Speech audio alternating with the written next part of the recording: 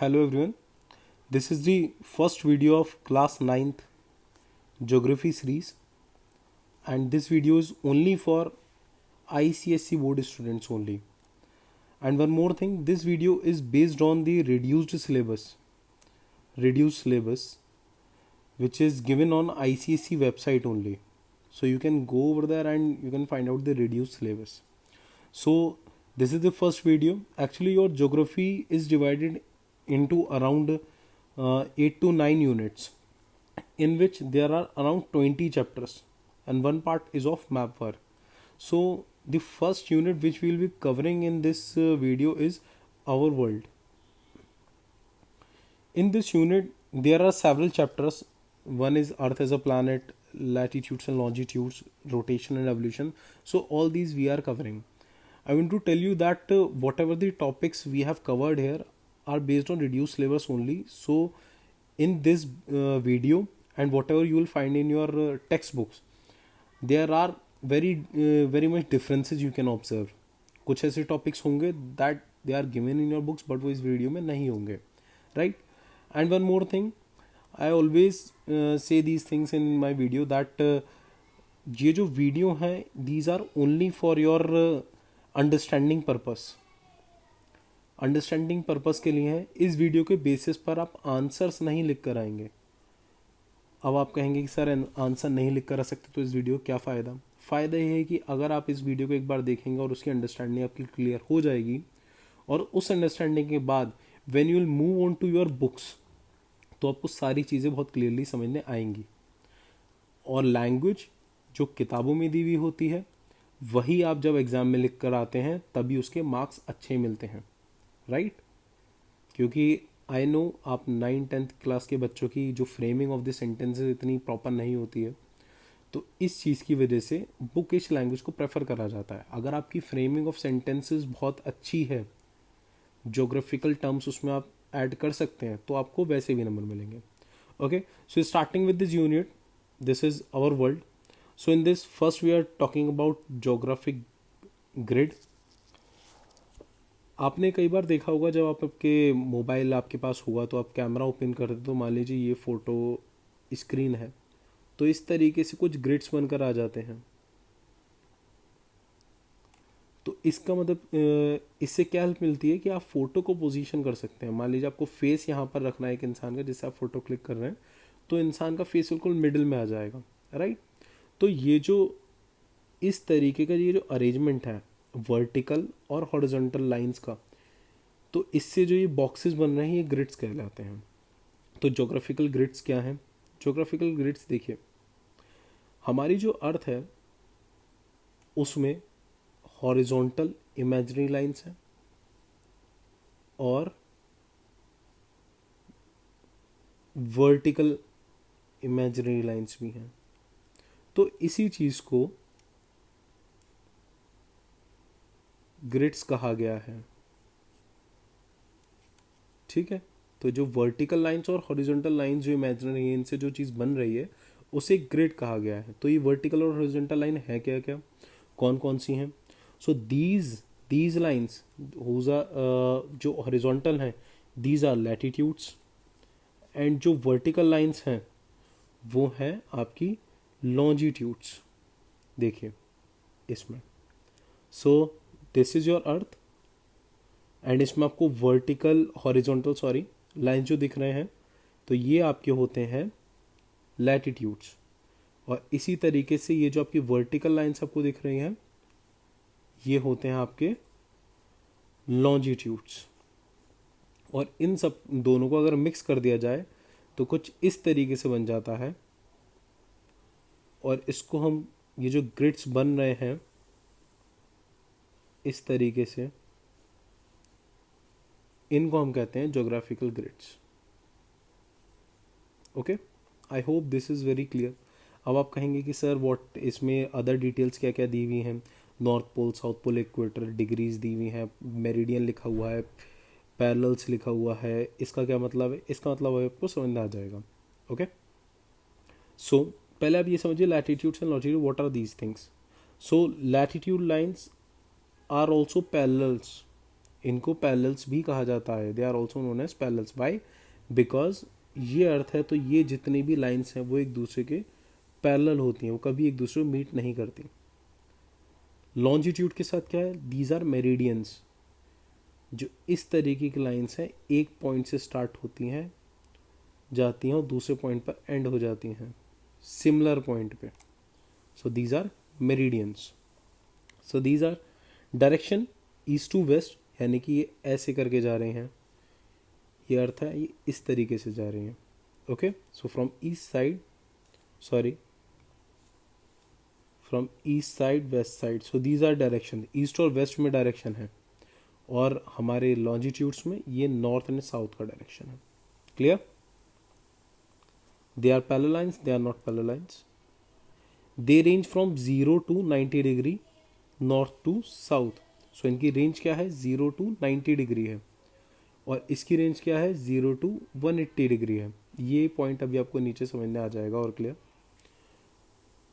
Donates distance from the equator, और इसमें हम इक्वेटर से डिस्टेंस हम निकालते हैं, और इसमें प्राइम मेरिडियन के हिसाब से निकालते हैं। टोटल लाइन्स आर 180, एक्चुअली ये 180 नहीं है, 181 लाइन्स हैं, इसमें करेक्शन कर लीजिए, 181 है, और ये कितनी है, 360 है। अब ये भी कैसे हैं ये भी आपको बताते हैं। देखिए ये आपकी अर्थ है, तो एक मिडिल लाइन जो है, जो अर्थ को 2 हाफ्स में कट रही है, एक जो है ये नॉर्थन हाफ हो गया, नॉर्दर्न हेमिस्फीयर, एक हो गया आपका सदर्न हेमिस्फीयर। ठीक है, तो ये जो मिडिल है इसे कहते हैं इक्वेटर। ठीक है, अब इक्वेटर के 90 लाइंस ऊपर हैं और 90 लाइंस नीचे हैं, तो टोटल लाइंस कितनी हो गई, 181, और ये पैरेलल हैं एक दूसरे से। इसी तरीके से मेरिडियन क्या है, मेरिडियन इस तरीके से काटती है। ठीक है, तो ये जो लाइन है ये मेरिडियन है, तो सारी लाइंस इस तरीके से होती हैं, ये एक पॉइंट से स्टार्ट होती हैं और दूसरे पॉइंट पे नीचे आके मीटअप कर जाती हैं। ओके, तो अगर आप मिडिल वाली जो मेरिडियन, एक हमने 0 डिग्री पर जो हमने मेरिडियन हमने मान रखी है, जैसे इक्वेटर पे यहाँ पर हम 0 डिग्री मानते हैं, वैसे ही प्राइम मेरिडियन पे भी हमने 0 डिग्री मानते हैं, तो उससे क्या होता है, ये वाली 0 डिग्री वाली है, इससे 2 हाफ्स में कट हो गया। कौन कौन से हाफ्स में कट हो गया, आपका ईस्टर्न हाफ और आपका वेस्टर्न हाफ। ठीक है, तो इसमें यही लिखा है, they range from east to west, and ये आपका नॉर्थ टू साउथ हाफ आपके कट होते हैं। और 90 डिग्री और 180 डिग्री का हिसाब क्यों दे रखा है, क्योंकि ये पूरी प्रॉपर लाइन्स आती हैं, और ये 180 डिग्री तक इनको नापा जाता है। रही बात आपकी इक्वेटर की, इक्वेटर में क्या है, आपको ऑलरेडी बताया गया है कि यहाँ पर 90 लाइन्स हैं, यहाँ पर 90 लैटिट्यूड्स हैं, तो ये 90 डिग्री में चलता है। ओके,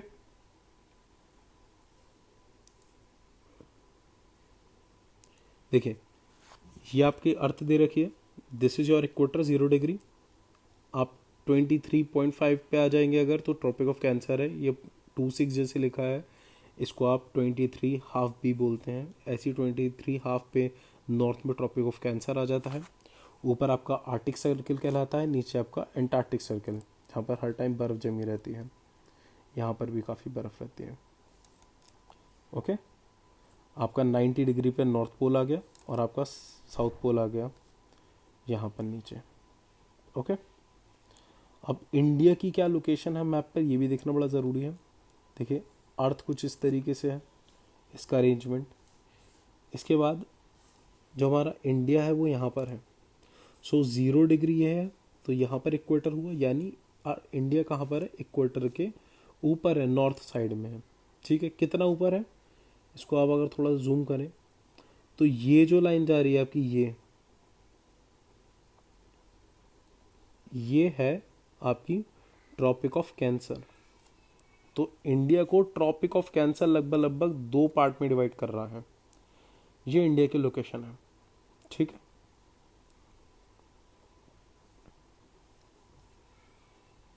थोड़ा सा जूम करके देखते हैं तो किस तरीके से हमें दिखेगा। देखिए ये आपका ट्रॉपिक ऑफ कैंसर जा रहा है, और एक चीज़ और, ये आपको डॉटेड लाइन जो दिख रही है, ये जिसको रेड कर दिया गया है, ये इंडिया की मेरिडियन है। इसे हम स्टैंडर्ड मेरिडियन भी कहते हैं, इंडिया की स्टैंडर्ड मेरिडियन है। कितनी डिग्री पर है ये? 82 डिग्री, 82 डिग्री, 32, ठीक है। ऐसे ये है हमारा ट्रॉपिक ऑफ कैंसर किस सिस्टम में 23 और 1/2 इतने डिग्री पर है, ठीक है। सो इंडिया की जो लोकेशन है वो आपको इससे क्लियर होती है। अब इसमें प्राइम मेरिडियन और आपके इक्वेटर की कुछ डेफिनेशंस भी दे रखी हैं, अगर आप चाहें तो इन डेफिनेशन को नोट करके इनको एग्जाम में यूज़ कर सकते हैं। So a prime meridian is a meridian in a geographic coordinate system at which longitude is defined by to be 0 degree. Together a prime meridian and its anti-meridian forms a great circle। यानी कि इनका क्या मतलब है, ये आपकी अर्थ है, ये तो आपकी प्राइम मेरिडियन आ गई, तो इसके पीछे भी तो कोई ना कोई लाइन जा ही रही होगी। एक देखिए फ्रंट से है और बैक साइड से भी इसको एक कवर कर रही होगी, तो इन दोनों को अगर मिला दें तो उसको क्या कहते हैं? ग्रेट सर्कल कहते हैं। Divide the spheroid into 2 hemisphere, यानी कि कौन कौन सा हेमिस्फेयर होगा? एक ये वाला हेमिस्फेयर और ये वाले हेमिस्फेयर में इसको डिवाइड कर दिया।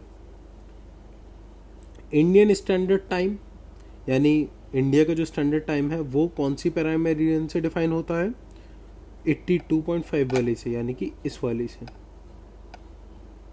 ये वाली से जो आपको अभी दिखाई गई थी। और इंडिया का जीएमटी कितना है? 530 जीएमटी है। ये आपको समझ में आ जाएगा अभी कि 530 जीएमटी और इसका पूरा मतलब क्या है। ये ऑलरेडी इस वजह से लिख रखा है क्योंकि नीचे वापस एक्सप्लेन करना पड़ता, बट आप याद रखिएगा ये आपको नीचे समझ में आ जाएगा। इसके अलावा the equator of a rotating spheroid is a parallel at which latitude is defined to be 0। आपको बताया था ये जो 0 डिग्री वाला है इसको इक्वेटर कहते हैं। It is the imaginary line in the spheroid equidistant from its pole, यानी इक्विडिस्टेंट अपने पोल से बराबर दूरी पर है। ये नॉर्थ पोल और साउथ पोल से इसकी दूरी बराबर है। Dividing it into 2 into northern and southern hemisphere, यानी नॉर्दर्न हेमिस्फेयर हो गया ये और ये सदर्न हेमिस्फेयर हो गया। Okay, now Greenwich mean time क्या चीज़ है? आपने कभी कभार देखा होगा, कई बार आप लोगों ने क्रिकेट भी देखते होंगे, WWE रेसलिंग देखते होंगे, तो कई बार ऐसा होता है कि आपने देखा होगा कि भाई जो इंडिया में मैच है, मान लीजिए इंडिया और इंग्लैंड का मैच है इंग्लैंड में, तो दिखाते हैं कि भाई इंडिया में आएगा वो 12 बजे और इंग्लैंड में वो स्टार्ट हो रहा है सुबह 8 बजे। तो ऐसा कैसे? और वो लाइव मैच है। तो वो क्यों हो रहा है कि मैच जो है वो 8 बजे इंग्लैंड में चालू हो रहा है पर यहाँ पर 12 बजे क्यों शो हो रहा है? इसका क्या रीज़न है? इसका सबसे बड़ा रीज़न यही है, ग्रीनविच मीन टाइम। इसी से आपको समझ में आएगा ऐसा होता क्यों है। देखिए, Greenwich mean time is a time measured on the earth 0 degree line of longitude, यानी कि 0 डिग्री लाइन इस मैप में दे भी रखी, ये वाली 0 डिग्री लाइन है, ठीक है, ब्लू कलर से हमने मार्क कर दी है। 0 डिग्री प्राइम मेरिडियन है ये, ठीक है, 0 डिग्री मेरिडियन को हम प्राइम मेरिडियन ही कहते हैं। This runs from the north pole to the south pole passing through the royal observatory, यानी यहाँ पर एक रॉयल ऑब्जर्वेटरी थी लंदन में, ग्रीनविच जगह का नाम है, वहाँ से कट कर रही है। देखिए ये जो स्पॉट है ये लंदन और ग्रीनविच है, लंदन के अंदर ग्रीनविच एक जगह है और वहाँ पर ये रॉयल ऑब्जर्वेटरी है, वहाँ से पास कर रही है। तो क्या होता है, मान लीजिए जब प्राइम मेरिडियन के हिसाब से ही टाइम को बांटा गया है। अब ये कैसे हुआ? अगर प्राइम मेरिडियन पे 7 बज रहे होंगे तो इंडिया का जीएमटी 5:30 है, ठीक है। यहाँ पे मान लीजिए शाम के 7 बज रहे हैं, या फिर थोड़ा आपको सिंपल बता देते हैं, मान लीजिए 12 बज रहे हैं, दोपहर के नून हो रहे हैं 12, और इंडिया का 5:30 जीएमटी है, तो इसमें हम प्लस 5:30 कर देंगे, तो इसका इंडिया में टाइम कितना हो रहा होगा? शाम के 5:30। थोड़ा सा चेंज करके एक और एग्जाम्पल लेते हैं। मान लीजिए लंदन में इस वक्त 1 बज रहा है, तो इंडिया में कितना होगा? 1 में 5:30 ऐड कर लीजिए, यानी कि 6:30 हो रहा होगा। ऐसे ही जब आप इस तरफ जाएंगे, देखिए हम ऐड कर रहे हैं, इस तरफ अगर हम जाते हैं तो हम ऐड करते हैं, क्योंकि इंडिया लंदन से इस तरफ है, ये इंडिया है, ठीक है। लेकिन अगर हम इस तरफ जाते हैं तो हम टाइम माइनस करते हैं, ठीक है। माइनस करके एक एग्जांपल बताते हैं। मान लीजिए लंदन में इस टाइम बज रहे हैं 12, ठीक है, और आपको निकालना है भाई किसी जगह पे अलास्का का मान लीजिए जीएमटी आपका 4 है, ठीक। तो अलास्का में कितने बज रहे होंगे, तो 12 में से आपको 4 माइनस करना पड़ेगा, इसका मतलब सुबह के 8 बज रहे हैं। समझ में आ रहा है? यानी कि प्राइम मेरिडियन के अगर आप राइट की बात करें तो आप टाइम को ऐड करते हैं, यानी जीएमटी जितना भी जीएमटी है उस जगह का, ग्रीनविच मीन टाइम, उसको ऐड करते हैं, और अगर लेफ्ट में है तो उसको डिडक्ट करते हैं प्राइम मेरिडियन से, ठीक है। तो आपको हमेशा क्वेश्चंस में दिया होता है कि towards east of the prime meridian और towards the west of the prime meridian, तो आप ईस्ट वेस्ट से कैलकुलेट कर सकते हैं, ठीक है। ये चीज़ ईस्ट है जो ईस्ट की तरफ कर देंगे, ये वेस्ट है तो यहाँ पर आप माइनस कर देंगे, ठीक है। इसके अलावा एक लाइन और है यहाँ पर, ये इंटरनेशनल डेट लाइन। अब आप कहेंगे सर ये जो आपने प्राइम मेरिडियन लिया बिल्कुल जी सीधा सीधा लिया, बिल्कुल सीधी आ रही है लाइन, ये डेट लाइन ऐसी आड़ी टेढ़ी क्यों है भाई? इसका बड़ा अच्छा सा रीज़न है, देखिए ये कितनी आड़ी टेढ़ी है। इससे हम डेट डिसाइड करते हैं, इस वाली लाइन से हम क्या डिसाइड करते हैं, डेट डिसाइड करते हैं। मान लीजिए ये पॉइंट ए है और ये पॉइंट बी है, ठीक। आज की तारीख हो रही है फॉर एग्जाम्पल आज 20 तारीख है, ठीक। ए जगह पर आज 20 तारीख है, तो बी जगह पर क्या तारीख होगी, ठीक। तो इसमें देखिए सब्ट्रैक्ट्स अ डे टुवर्ड्स राइट, यानी कि अगर आप राइट की तरफ जाएंगे तो एक दिन माइनस कर लीजिए, यानी अगर आप बी की बात करें तो बी में आज 19 तारीख हो रही होगी।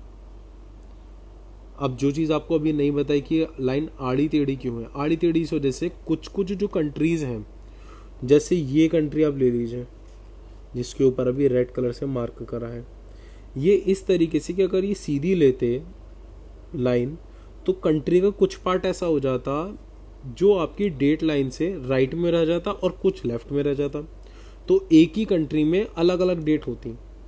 तो ये कंट्रीज़ के ऊपर डिपेंड कर रहा था जब ये लाइन बनाई जा रही थी कि आप किस तरफ रहना चाहते हैं। तो जिस कंट्री ने जो इस लाइन पर आ रहे थे जो ऑप्ट करा उसी के हिसाब से डेट करी गई।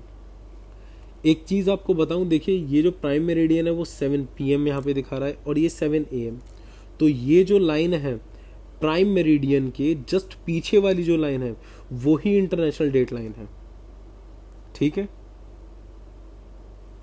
तो इस वजह से काफ़ी सारी कंट्रीज़ ने इस तरफ या इस तरफ रहना चूज़ करा और इस वजह से ये लाइन जो थी वो इतनी ज़्यादा डिस्ट्रैक्टेड हो गई। इंटरनेशनल डेट लाइन जो थी एस्टेब्लिश हुई थी 1884 में, passes through the mid Pacific ocean, प्रशांत महासागर से निकल रही है, एंड रफली follows a 180 degrees longitudes north south line on the earth. It is located half way round the world from the prime meridian, ठीक है, यानी कि प्राइम मेरिडियन के जस्ट पीछे है।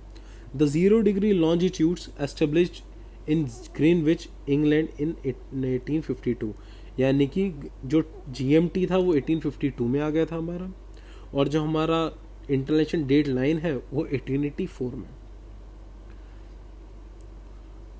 अब ये जो टॉपिक हम यहाँ से पढ़ रहे हैं ये थोड़ा सा ऊपर वाली चीज़ से मैच है, अब किस तरीके से ये यूज़फुल है आपके वो देखिए। आपसे जो जीएमटी से रिलेटेड क्वेश्चंस आ जाते हैं, आपसे वक्त पूछने, मान लीजिए ए पॉइंट का वक्त बताइए कितना हो रहा है, तो वो कैसे आप निकालेंगे ये हम डिस्कस करने वाले हैं। देखिए the distance between each degree of latitude is equal to 111 kilometre. देखिए इसमें कह रहे हैं कि अगर ये अर्थ है और ये लैटिट्यूड्स हैं तो हर लैटिट्यूड के बीच में जो दूरी है, यानी ये जो डिस्टेंस है ये कितनी है, 11 किलोमीटर। अब ये कैसे है, वो कैसे है, दिस सरकमफेरेंस ऑफ अर्थ, यानी अर्थ का जो सरकमफेरेंस है वो है रफली 40,000 किलोमीटर, और डिग्रीज कितनी है, 360 डिग्रीज है। तो पर डिग्री, क्योंकि लैटिट्यूड्स जब आप ऊपर जाएंगे तो एक एक डिग्री से बढ़ते हैं, तभी तो यहाँ पे 90 लाइन्स हैं, तो एक एक डिग्री से बढ़ रहे हैं, तो हर एक डिग्री जब जब आप क्रॉस करेंगे तो उसको निकालने के लिए आप क्या कर सकते हैं, 40,000 डिवाइड बाय 360 डिग्री। जब आप ये करेंगे तो आपको पता चल जाएगा कि जैसे जैसे आप एक डिग्री ऊपर जाते जा रहे हैं वैसे वैसे 111 किलोमीटर डिस्टेंस बढ़ती जा रही है। बात समझ आई? ठीक। इसके अलावा देखिए, जो अर्थ है वो अपना कंप्लीट करता है एक रोटेशन अपनी एक्सिस पे 24 घंटे में। ठीक। Therefore the rate of movement is 360 degree in 24 hours, यानी कि अर्थ जो है 24 घंटे में एक बार पूरा घूम जाता है। ठीक। तो इसका मतलब क्या हुआ, 24 घंटे कंप्लीट कर रहा है, 360 डिग्री कंप्लीट कर रहा है 24 घंटे में। या फिर इसको अगर थोड़ा सा आवर्स को मिनट्स में चेंज कर दें और डिग्रीज को, तो 60 मिनट के हिसाब से कितना हो रहा है, 360 डिवाइड बाई 24, अगर इसका आप रेशो देखें तो 15 डिग्री चेंज हो रहा है 60 मिनट में। ठीक। यानी अर्थ जो है वो रोटेट हो रही है 15 डिग्री 60 मिनट में। तो एक डिग्री कितने में होगी, एक डिग्री चेंज होगी 4 मिनट में। इस चीज़ को ध्यान से समझ लीजिए, ये बहुत इंपॉर्टेंट है। ठीक। अब क्या है, therefore we can say that sun is overhead each meridian after 4 minute, यानी कि जब सन हमारे हर 4 मिनट में एक एक डिग्री मेरिडियन में हमारे जस्ट ऊपर होता है, यानी कि इसका मतलब क्या हुआ, अगर जस्ट ऊपर होता है तो इसका मतलब क्या है, दोपहर के 12 बज रहे हैं। हम कभी आप दोपहर के 12 बजे अगर देखें तो सन बिल्कुल आपके टॉप पर होता है। तो इसका मतलब क्या है, हर 4 मिनट में सन और अर्थ एक ऐसी पोजीशन में आ जाते हैं कि वहां पर नून हो जाती है। ठीक है। तो अब इससे, इस पूरी चीज से जीएमटी को कैसे समझा जाए। For example, if the GMT 0 degree longitude is noon, यानी कि जहां से हमारी प्राइम मेरिडियन गुजर रही है वहां पर दोपहर के 12 बज रहे हैं, तो ए स्टेशन जो कि ईस्टवर्ड है, ईस्टवर्ड यानी कि इस तरफ है, मान लीजिए ए 60 डिग्री, वहां पर वक्त क्या हो रहा होगा। ठीक है। दोबारा क्वेश्चन समझ लीजिए, दैट एक मेरिडियन 12 बज रहे हैं, ईस्ट में ए पॉइंट है जो कि 60 डिग्री पर है। तो आपसे पूछा गया कि अगर यहाँ पर 12 बज रहे हैं तो यहाँ पर क्या वक्त हो रहा होगा। देखिए कैसे वक्त हो रहा होगा, 60 डिग्री का मतलब क्या हुआ, 60 डिग्री का मतलब हुआ 60 इंटू 4 इक्वल्स टू 240 मिनट्स, यानी कि 1 डिग्री 4 मिनट के बराबर थी, यानी 1 डिग्री चेंज कितने में हो रहा है, 4 मिनट में। तो 60 डिग्री चेंज कितने में होगा, 240 मिनट में। ठीक। 240 मिनट का मतलब कितना हो गया, 4 घंटे। ठीक। तो इसका मतलब क्या हुआ कि अगर यहाँ पर 12 बज रहे हैं दोपहर के, तो वहाँ पर +4 कर दो आप 4, इसका मतलब कितना हो गया, 16। 16 का मतलब क्या हुआ, शाम के 4 बज रहे हैं। ठीक। इसका एक और एग्जाम्पल, अगर यहाँ पर 12 बज रहे हैं और पॉइंट बी जो है वो आपका इस तरफ है। ठीक। यानी कि वेस्ट की तरफ है, कितना, 30 डिग्री। ठीक। तो 30 इंटू 4 इक्वल्स टू 120 मिनट्स। क्यों करा हमने 4, क्योंकि 1 डिग्री चेंज जो है 4 मिनट में हो रहा होता है, तो 30 डिग्री चेंज कितने में होगा, 30 इंटू 4, तो 120 मिनट का मतलब क्या हुआ, 2 घंटे। ठीक। तो अब 12 माइनस 2 करेंगे आप, क्यों, क्योंकि इस तरफ की बात हो रही है, वेस्ट की। ईस्ट होता तो प्लस करते, इसका मतलब सुबह के 10 बज रहे हैं। क्लियर। अब इसके बाद रोटेशन एंड रेवोल्यूशन में आ जाइए। रोटेशन एंड रेवोल्यूशन में क्या चीज़ होती है, रोटेशन और रेवोल्यूशन क्या होता है। रोटेशन होता है घूमना, रेवोल्यूशन होता है किसी चीज़ का चक्कर लगाना। ठीक। तो इससे क्या फ़र्क पड़ता है अर्थ पे, अर्थ के सीज़न कैसे चेंज होते हैं, कहाँ पर कितनी ठंड है कितनी गर्मी है, वो आपको समझ में आ जाएगा। तो ये अर्थ जो है आपको ये चीज़ पता होगी कि अर्थ जो है टिल्ट टू इस एक्सिस है, यानी अर्थ जो है अपनी एक्सिस से टेढ़ी है। यानी कि अगर आप यूं करके अर्थ लें तो नॉर्थ पोल साउथ पोल ऐसे नहीं है, नॉर्थ पोल साउथ पोल बिल्कुल भी ऐसे नहीं। नॉर्थ पोल साउथ पोल कैसे हैं, इस तरीके से रियल नॉर्थ पोल और साउथ पोल है। तो अर्थ जो है वो ऐसे नहीं घूमती, अर्थ जो है वो इस तरीके से घूमती है, ठीक।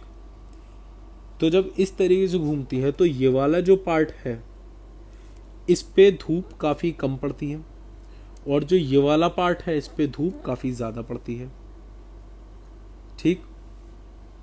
सॉरी, इसको दूसरे तरीके से समझिए कि जो ये वाला पार्ट है उसके इन्फ्लुएंस में जो एरिया रहेगा उस पर कम धूप आएगी और यहाँ पर ज़्यादा आएगी। अभी भी आप इसमें कंफ्यूज होंगे तो अभी नीचे वाले उसमें समझ में आ जाएगा। मान लीजिए ये सन है, ये सन है हमारा, और इससे डायरेक्ट धूप जो है वो अर्थ को जाएगी। तो अर्थ को जाने की वजह से जो मिडिल पार्ट होगा, मिडिल पार्ट पे सबसे ज़्यादा धूप पड़ेगी, तो वो जो होगा सबसे ज़्यादा हॉट होगा, ठीक। ये वाले पार्ट पे मिडिल पार्ट से कम धूप पड़ेगी। देखिए इस पर डायरेक्ट रेज हैं, मिडिल के पार्ट पे डायरेक्ट रेज हैं, इक्वेटर पे डायरेक्ट रेज हैं, इस वजह से वो सबसे ज़्यादा गर्म रहता है इक्वेटर और इक्वेटर के पास वाले एरियाज। अब ये जो साउथ टेम्परेट जोन है और जो नॉर्थ टेम्परेट जोन है वो कंपैरेटिवली थोड़ी कम वहाँ पर गर्मी रहती है, और जो पोलर जोन है यानी साउथ पोलर जोन और नॉर्थ पोलर जोन, यहाँ पर बर्फ़ रहती है, यानी इसे फ्रिज्ड जोन भी कहते हैं, ठीक है। तो अब क्या होता है, जब आपकी अर्थ टेढ़ी है, टेढ़ी होने की वजह से जो नॉर्थ पोल वाला इलाका है उसके सामने तो जो आपका सन की रेज है उसमें प्रॉपर पड़ती रहती है, इस वजह से यहाँ पर धूप रहती है, आ जाती है। लेकिन जो नीचे वाला एरिया है यानी साउथ पोल वाला, जो एंटार्क्टिका वाला एरिया है, उस पर धूप क्लियरली नहीं पड़ पाती है। जैसे कि इसमें दिखाया है कि ये वाला जो एरिया है ये हमेशा हाइड रह जाता है और ये वाला एक्सपोज रह जाता है, तो यहाँ पर तो लाइट पहुँच जाती है लेकिन यहाँ लाइट नहीं पहुँचती, ठीक है। अब next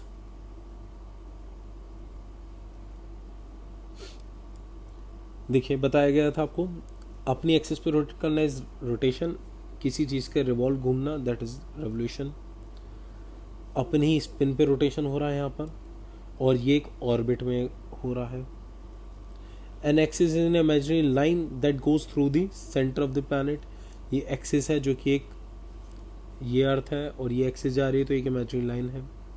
one revolution takes place, यानी कि एक साल में पूरा एक रेवोल्यूशन का पूरा होता है, और रोटेशन जो होता है वो 24 घंटे में पूरा हो जाता है, ठीक। अब देखिए इसमें थोड़ा और समझने आ जाएगा कि आपको कि डेज की लेंथ किस तरीके से होती है और कौन से एरिया पे धूप नहीं पड़ रही है।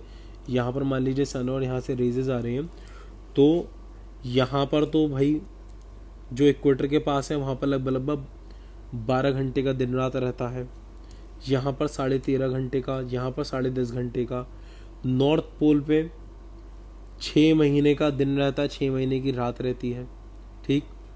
और यहाँ पर दिन नहीं आ पाता भाई, जो साउथ पोल है, ठीक। साउथ पोल पे दिन नहीं आ पाता, वहाँ पे रोशनी नहीं पहुँच पाती है, ज़्यादा धूप नहीं निकलती है, तो वहाँ के जितने भी ग्लेशियर है वो जमे रहते हैं, और इसी वजह से अंटार्कटिका है वो जगह। और उसी चीज़ के अपोजिट जो यहाँ पर जो ग्लेशियर्स हैं वो पिघल गए हैं, और यहाँ पर बर्फ़ और पानी दोनों है, तो यहाँ पर आपको बर्फ़ पानी दोनों मिलेगा, लेकिन यहाँ पर आपको ज़्यादातर बर्फ़ ही मिलेगी, लैंड मास बहुत ज़्यादा बड़ा। इसके अलावा डे एंड नाइट होता कैसे है, ये सबको पता है कि भाई अर्थ के घूमने की वजह से। अभी हमारा मान लीजिए मैं इस टाइम रात में वीडियो बना रहा हूँ, तो हमारा जो फेस है, अर्थ का फेस जो है जिसमें वहाँ पर हम रहते हैं, वो सन की तरफ नहीं है।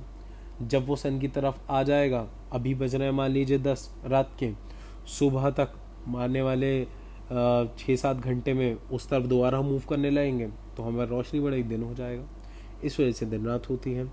We get day and night because of the earth spins rotates on the imaginary line called its axis, and different part of the earth are facing towards the sun or the way from it or away from it. It takes 24 hours for the world to turn all the way around. And we call this a day. ठीक है, तो पूरा दिन लग जाता है, 24 घंटे लगते हैं, उसी चीज़ को हम डे कहते हैं। We could see that earth rotates counter clockwise. Counter clockwise कैसे हो गया? उल्टा घूमना, एक होता है सीधा घूमना और एक होता है उल्टा घूमना। And which would we would watch daylight and darkness sweeping across the globe from east to west. और इसी वजह से एंटी क्लॉकवाइज घूमने की वजह से ही जो सनसेट और sunrise to sunset east to west की तरीके से होता है, यानी ईस्ट से आपका सनराइज हो जाता है और वेस्ट में सनसेट हो जाता है। क्यों? क्योंकि आपकी जो अर्थ है वो काउंटर क्लॉकवाइज या फिर एंटी क्लॉकवाइज घूमती है। क्लियर? इसके अलावा अब सोलस्टिक और इक्विनॉक्स क्या होते हैं, पहले तो ये देख लीजिए सोलस्टिक और इक्विनॉक्स कब कब होते हैं, उसके बाद बताएंगे कि ये होते हैं क्या हैं। सोलस्टिक्स और इक्विनॉक्स दोनों ही दो बार होते हैं पूरे साल में। सोलस्टिक्स 21-22 दिसंबर या फिर 20-21 जून में होते हैं, और इक्विनॉक्स 20-21 मार्च में या फिर 22 या 23 सितंबर में होते हैं। इसका मतलब क्या है? The equinox mark the time when daylight and night time are approximately same, यानी कि ये वो दिन है जहाँ पर दिन और रात का जो समय है वो लगभग बराबर रहता है, यानी रोशनी और अंधेरा लगभग बराबर रहता है। With solstice occurring on the longest and shortest days. और सोलिस्टिक क्या होता है? On the basis of sunlight, कि सबसे ज़्यादा लंबा दिन कौन सा था और सबसे ज़्यादा छोटा दिन कौन सा था। ठीक है, उसके बेसिस पे आपके सोलिस्टिक्स होते हैं। इक्विनॉक्स यानी इक्वल, बराबर। सोलिस्टिक यानी एक दूसरे में डिफरेंस होना। ठीक है, अभी आपका कोरियोलिस इफेक्ट, ये आपका लास्ट टॉपिक है इस चैप्टर का, इस यूनिट का मानिए। कोरियोलिस इफेक्ट क्या कहता है भाई? An apparent force that arise because of the earth spin around it axis, freely moving objects are deflected to the right of the direction of motion in northern hemisphere. यानी कि right की बात करी है इन्होंने नॉर्दर्न हेमिस्फीयर में। दूसरी बात क्या कही है? And left of the direction motion in the southern hemisphere, यानी कि नॉर्थ के साथ हमारा राइट है और साउथ के साथ हमारा लेफ्ट है। अब इसका मतलब क्या हुआ? मतलब क्या हुआ देखिए, मान लीजिए आप यहाँ पर इक्वेटर पे खड़े हुए हैं, ठीक, और आपको इस पॉइंट पे जाना है, तो आप क्या करेंगे? आप यहाँ से वॉक करके इस पे सीधा सीधा चला जाएंगे। ठीक है, लेकिन क्या जो आपका इंटेंडेड पाथ है, यानी कि जिस रास्ते से सीधे सीधे आप जाना चाह रहे हैं, क्या एक्चुअली आप सीधे सीधे जाएंगे? आप सीधे सीधे नहीं जाएंगे। क्यों नहीं जाएंगे? आपका प्लेन इस पॉइंट से उड़ा, ठीक है, थोड़ा सा कलरफुल कर देते हैं। आपका प्लेन आपको इस पॉइंट से उड़ा और उसको पहुंचना था इस पॉइंट पे, ठीक, वो सीधा सीधा जा सकता था, लेकिन क्या वो सीधा सीधा पहुंचेगा? वो सीधा सीधा नहीं पहुंचेगा। क्यों? उसके रीज़न ये है कि जब तक वो इस पॉइंट से इस पॉइंट तक दूरी अपनी कंप्लीट करेगा, तब तक अर्थ रिवॉल्व हो चुकी होगी, घूम चुकी होगी। ठीक है, क्योंकि अर्थ तो हमेशा घूम रही है, तो जो दूरी उसको ऐसे करके कवर करनी थी उसकी जगह पर उसको ऐसे करके कवर करनी पड़ेगी। और ये जो पॉइंट आपका यहाँ पर रेड से है वो यहाँ नहीं, यहाँ होगा। ठीक है, कि अर्थ में इसको आप करके देखिए, सोच के देखिए कि आप यहाँ पर खड़े हुए हैं और आपको इस पॉइंट पे जाना था। आपका प्लेन यहाँ से स्टार्ट हुआ, ठीक, स्टार्ट हुआ, सीधा सीधा जाना था, पर वो क्या सीधा सीधा पहुँच पाएगा? वो सीधा सीधा इस वजह से नहीं पहुँच पाएगा क्योंकि जब वो एयर में होगा, हवा में होगा, तब अर्थ रिवॉल्व कर रही होगी। तो अगर वो सीधा सीधा जाएगा तो इस पॉइंट की जगह किसी और पॉइंट पे पहुँच जाएगा। ठीक है, तो आपका प्लेन तो हवा में है, तो ये पॉइंट तो ज़मीन पे ही है, तो ये ज़मीन जो है आपकी पॉइंट रेड वाला जो यहाँ की जगह यहाँ पर मिलेगा उसे। तो प्लेन को आपको कैसे जाना पड़ेगा? इस तरीके से। ये होता है आपका नॉर्दर्न हेमिस्फीयर में। सदर्न हेमिस्फीयर में क्या है? इसी चीज़ को उल्टा देख लीजिए, क्योंकि अर्थ हमारी किस तरफ मूव कर रही है? इस तरफ से मूव कर रही है। ठीक है, इस तरफ मूव करती है, घूमती किस तरफ है? इस तरफ, आपकी राइट की तरफ। तो अगर आप यहाँ पर हैं, यहाँ पर खड़े में और आपको साउथ की तरफ जाना है, फिर से इस पॉइंट पे आप कैसे पहुँचेंगे? इस पॉइंट पे आप पहुँचेंगे इस तरफ मूव करके। ठीक है, कि आप इस पॉइंट पे आपको जाना था, आप सीधे सीधे जाने चाह रहे थे, लेकिन आपका प्लेन तो हवा में है। अब जब तक आप इस पॉइंट पे पहुंचना चाहेंगे, अर्थ मूव हो रही होगी और ये पॉइंट यहाँ से हट के यहाँ तक पहुंच चुका होगा, तो आपका जो एक्चुअल पाथ क्या होगा वो ये हो जाएगा। तो यही कोरियोलिस इफेक्ट है कि नदर्न हेमिस्फेयर में आपका एक ऑब्जेक्ट जो है, जिस तरीके से मूवमेंट है, नदर्न हेमिस्फेयर में राइट की तरफ हो जाता है और सदर्न हेमिस्फेयर में आपका इस लेफ्ट की तरफ हो जाता है। ठीक है, ध्यान रखिएगा। अब ये सदर्न हेमिस्फेयर में लेफ्ट की तरफ क्यों बोला जा रहा है, थोड़ा बच्चे कंफ्यूज भी हो सकते हैं। अगर आप सदर्न हेमिस्फेयर में खड़े होंगे तो आपका फेस इस तरफ होगा और आपका नॉर्थ में फेस इस तरफ होगा, ठीक है, और ये साउथ में फेस इस तरफ होगा। तो अगर आप इस तरफ खड़े हुए हैं, नॉर्थ में खड़े हुए हैं, तो आपका राइट क्या हुआ, ये, ठीक है, और साउथ को फेस करके खड़े हुए हैं तो आपका राइट क्या हुआ, ये, ठीक है। तो इस वजह से नॉर्थ में राइट और साउथ में लेफ्ट। तो ये था आपका कोरियोलिस इफेक्ट। काफ़ी सारी चीज़ें जो हैं इस वीडियो में, चैप्टर में बहुत डिटेल्ड में आपकी किताबों में दी गई हैं, उनको आप जाके अच्छे से पढ़ सकते हैं। इस वीडियो से सिर्फ और सिर्फ आप अपनी जानकारी लीजिए और आपकी डेफिनेशंस जो दी हुई हैं किस तरीके से उसे लिखना एग्ज़ाम में, वो आपको बुक से ही रेफ़र करिए। विदाउट बुक आप अभी इतने बड़े नहीं हुए, 9-10 क्लास के बच्चे हैं जो इस बेसिस पे वर्क कर पाएँ और एग्ज़ाम में अच्छे मार्क्स लेकर आ पाएँ। ओके, और इतना याद रखिएगा, जब आप बुक्स में ये टॉपिक्स पढ़ेंगे तो बहुत ज़्यादा लेंदी और बहुत डीप दिए हुए होंगे, तो आपको समझने नहीं आएंगे। तो जो मेन चीज़ें हैं वो ही आपको समझाई गई है और इस वीडियो को एक बार देखने के बाद ही आपको समझने आएगा। नॉर्मल अभी लॉकडाउन कोरोना की वजह से स्कूल्स तो ओपन है नहीं, तो आप चाहें कि अपनी बुक से एकदम से पढ़ लें और आपके सब कुछ समझ आ जाए, तो ऐसा पॉसिबल नहीं है। शायद किसी के आ जाए, बाकी के नहीं आएगा। तो कोशिश करिए कि सारी वीडियोस को एक बार देखें, उसमें समझने की कोशिश करें, फिर उसके बाद अपनी किताब उठा के उसमें जाएं। ओके, नेक्स्ट वीडियो हम कोशिश करेंगे क्लास 9th की ही लेकर आएँ। वैसे तो क्लास 10th की सिर्फ और सिर्फ सिविक्स की एक वीडियो रह गई है, बट 9th का हमने काफ़ी कुछ कवर नहीं करा है, सिर्फ और सिर्फ सिविक्स कंप्लीट करी है अभी तक। तो हम देखते हैं, लेकिन जल्दी लेकर आएंगे वीडियो। Okay, thank you.